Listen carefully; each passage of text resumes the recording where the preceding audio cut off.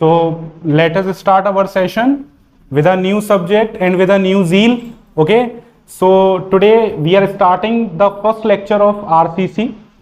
So before starting the syllabus और before starting the subject, मैं कुछ ओवरव्यू आप लोगों को करना चाह रहा हूँ. ठीक है, कुछ बिंदु ऐसे हैं जिनके ऊपर मैं थोड़ा सा प्रकाश डालना चाह रहा हूँ. ठीक है बेटा, सबसे पहले किसी सब्जेक्ट को पढ़ने से पहले हमें यह पता होना चाहिए कि हम उस सब्जेक्ट में पढ़ने क्या वाले हैं, यानी कि हमारा कंटेंट क्या रहेगा, हमारा सिलेबस क्या रहेगा. ठीक है, तो आरसीसी में एक्चुअली हमारी दो मेथोडोलॉजीज चलती हैं बेटा. एक चलता है बेटा हमारा एलएसएम और एक चलता है बेटा हमारा डब्ल्यूएसएम.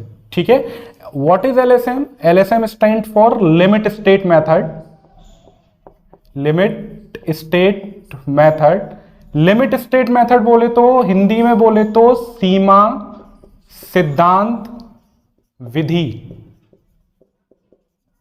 और डब्ल्यूएसएम की अगर मैं बात करूं तो डब्ल्यूएसएम का मतलब है working stress method. Working stress method बोले तो कार्यकारी प्रतिबल विधि. ठीक है, यानी आरसीसी को हम इन दोनों मेथोडोलॉजीज में पढ़ने वाले हैं. हम एलएसएम में भी पढ़ने वाले हैं, हम डब्ल्यूएसएम में भी पढ़ने वाले हैं. आरसीसी क्योंकि डिजाइन का सब्जेक्ट है, यानी कि हम जो डिजाइन करेंगे वो एलएसएम बेसिस पे भी करेंगे और हम जो डिजाइन करेंगे वो डब्ल्यूएसएम बेसिस पे भी करेंगे.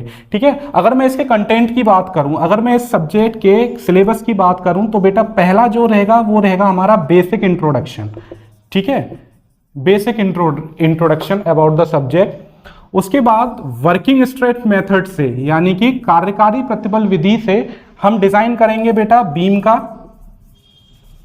बीम धरन, कॉलम का, स्तंभ, टी बीम का, टी धरन, स्लैब का, और स्लैब में भी बेटा वन वे स्लैब और टू वे स्लैब यानी कि एकल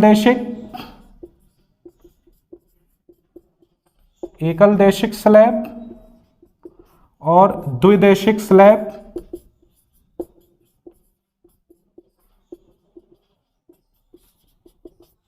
उसके बाद फिर एलएसएम की बात आ जाएगी. एलएसएम में भी आपका बीम, कॉलम,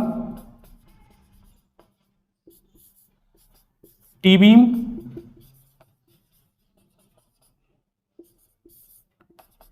स्लैब वही वन वे टू वे.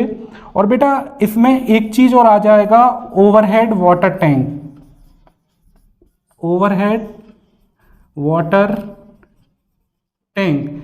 ठीक है, इन चीजों का हम लोग क्या करेंगे, डिजाइन करेंगे. ओवरहेड वाटर टैंक जब हम एलएसएम और डब्ल्यूएसएम को खत्म कर लेंगे उसके बाद कंपटीशन पॉइंट ऑफ व्यू से एक टॉपिक बहुत इंपॉर्टेंट है बेटा, चाहे आपका डीएफसीसीआईएल का पेपर हो, चाहे आपका एसएससी जेई हो, चाहे आपका यूपी ट्रिपल एससी हो, चाहे आपका एफसीआई का पेपर हो जेई का, चाहे आपका एकेडमिक हो. एकेडमिक बोले तो ये डिप्लोमा का पेपर. एक टॉपिक आरसीसी का बहुत इंटरेस्टिंग रहता है जो इन दोनों से बिल्कुल हटके है, दैट इज प्री स्ट्रेस.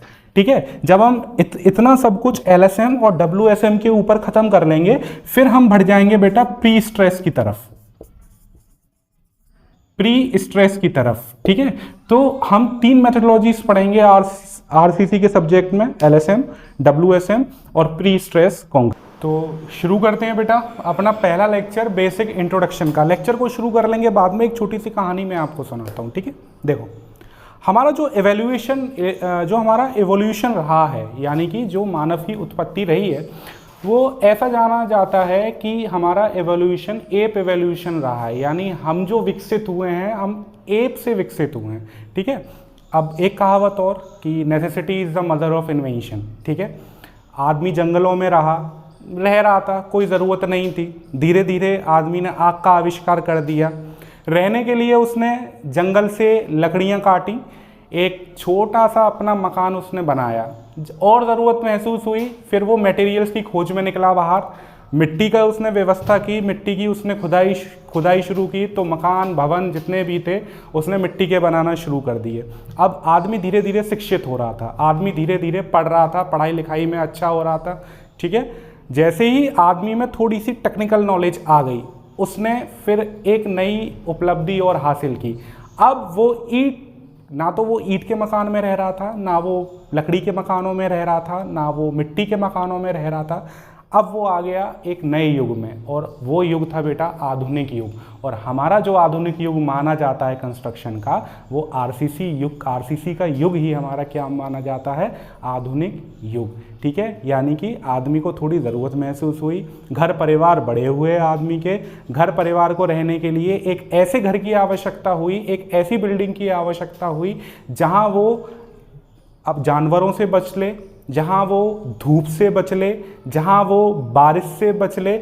तो इन सब को देखते हुए, क्योंकि आदमी अब पढ़ लिख चुका था, अब एप वैल्यूएशन नहीं रहा था, आदमी की टेक्निकल नॉलेज बहुत अच्छी हो चुकी थी, समझदारी आ चुकी थी, ठीक है। इसको देखते हुए आदमी ने आरसीसी की ओर अपने कदम बढ़ाना शुरू कर दिए। यानी कि अब जो वो भवन का निर्माण करने लगा, अब वो भवन का निर्माण करने लगा बेटा आरसीसी के थ्रू, ठीक है। हम बार बार बात कर रहे हैं आरसीसी आरसीसी आरसीसी, ठीक है, लेकिन है क्या ये आरसीसी? तो लेट अस डिस्कस कि इस आरसीसी का बेटा मतलब है क्या, ठीक है।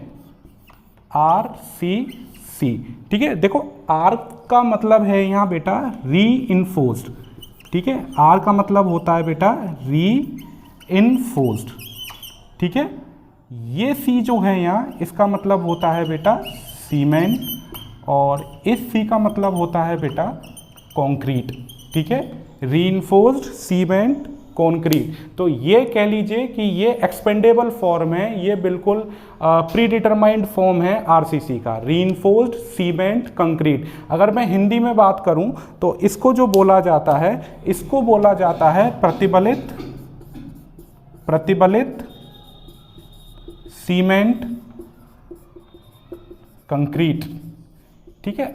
अब बेटा देखेंगे कि इस वर्ड में रीइंफोर्स का मतलब क्या होता है, ठीक है। बेटा रीइंफोर्स का मतलब ये होता है कि जब कोई भी सब्सटेंस या जब कोई भी मटेरियल दूसरे मटेरियल में एम्बेडेड किया जाता है, दूसरे मटेरियल के साथ संयुक्त किया जाता है, तो ये कहलाया जाता है आपका प्रतिबलन करना, ठीक है, रीइंफोर्स्ड करना, ठीक है। तो जब सीमेंट कंक्रीट में आप स्टील बार्स को डालते हो, जब सीमेंट कंक्रीट में आप स्टील बार्स को डालते हो, तो ये नई तरह की जो कंक्रीट बनती है, यही कंक्रीट कही जाती है बेटा रीइंफोर्स्ड सीमेंट कंक्रीट। यानी कि आपने क्या किया, सीमेंट कंक्रीट थी, सीमेंट कंक्रीट में आपने एक नया मटेरियल, और वो नया मटेरियल क्या है, सरिया, स्टील बार्स, स्टील रॉड, इसको आपने क्या किया, एम्बेडेड कर दिया। तो सीमेंट कंक्रीट में जो नई कंक्रीट निकल के आई, that is called reinforced cement concrete. अब एक नई बात, ऐसी क्या आवश्यकता पड़ गई कि सीमेंट कंक्रीट में स्टील बार का रीइंफोर्समेंट देने की आवश्यकता हो गई? हम तो नहीं दे रहे, हम तो सीमेंट कंक्रीट रखेंगे प्लेन, ठीक है, हम क्यों सरिया को डालें?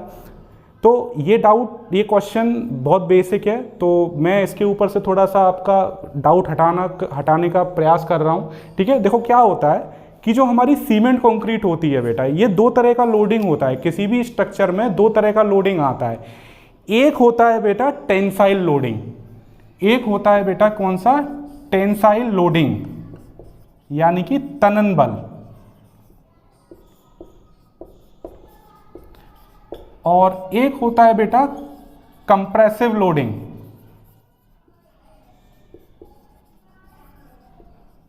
यानी कि संपीड़न बल।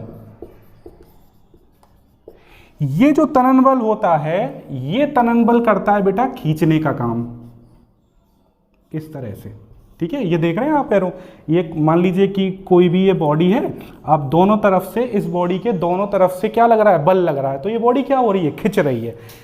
कंप्रेसिव लोडिंग में क्या होगा, ये मान लीजिए बॉडी है, जो बल इस बॉडी को दबाने का प्रयास करता है, ठीक है। यही प्रॉपर्टी होती है हमारी सीमेंट कंक्रीट की। माना ये जाता है कि ये जो हमारी सीमेंट कंक्रीट होती है, ये बेटा कंप्रेशन में तो बहुत अच्छी होती है, लेकिन टेंसाइल में क्या होता है, 0 बटा सन्नाटा, ठीक है। यानी कि कहने का मेरा मतलब है कि इसकी जो टेंसाइल स्ट्रेंथ होती है सीमेंट कंक्रीट की, ये बहुत कम होती है, ठीक है। माना ये जाता है कि इसकी जो कंप्रेसिव स्ट्रेंथ होती है सीमेंट कंक्रीट की, ये टेंसाइल स्ट्रेंथ का 1/10 पार्ट होता है, इतनी कम होती है। जबकि हमारी स्टील बार्स क्या होती हैं, जो हमारी स्टील बार्स हैं ये बेटा जो हमारी सरिया हैं या इस्पातीय छड़ हैं हमारी, ठीक है, जो स्टील बार्स हैं या जो हमारी इस्पातीय छड़ हैं, ये बेटा कंप्रेशन में भी अच्छी होती हैं और ये टेंशन में भी अच्छी होती हैं। सिर्फ सीमेंट कंक्रीट के इस डिफेक्ट को दूर करने के लिए हम क्या करते हैं,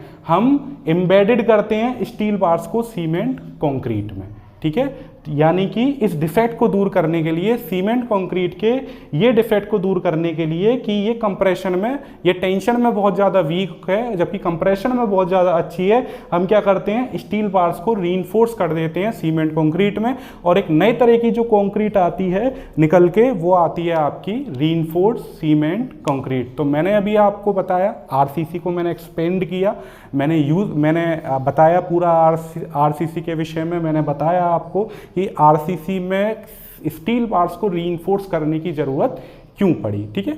एक टर्म और होती है बेटा पीसीसी, ठीक है। अक्सर ये बहुत डाउट है कि what is the difference between RCC and PCC, ठीक है। एक वर्ड है और है बेटा पीसीसी, ठीक है। पीसीसी का मतलब होता है आपका plane cement concrete, plane cement concrete यानी कि सादा cement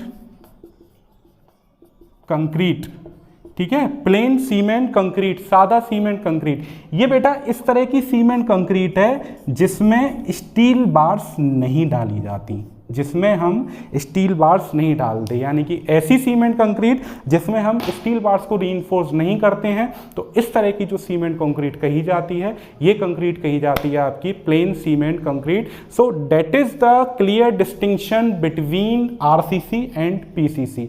so in the next lecture we have discussed about the advantages and disadvantages of RCC, tests related to RCC and basic introduction about the cement concrete. Okay.